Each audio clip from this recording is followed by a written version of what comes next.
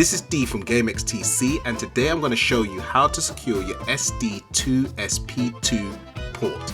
That's a bit of a mouthful. This video is relatively quick, the method is easy, and hopefully you'll find it useful.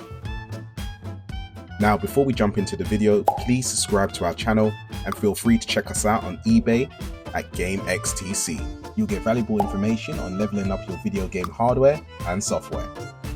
If your SD2SP2 port is already connected to your Gamecube, detach it. You can see that I'm struggling a little bit to detach mine, but that's because I've already applied this method. All you have to do is set your soldering iron to 325 degrees and solder your connectors. Make sure you don't bridge them, and it's as simple as that. And because of the thickness of solder, you only have to solder one side. Then you put everything back together and enjoy.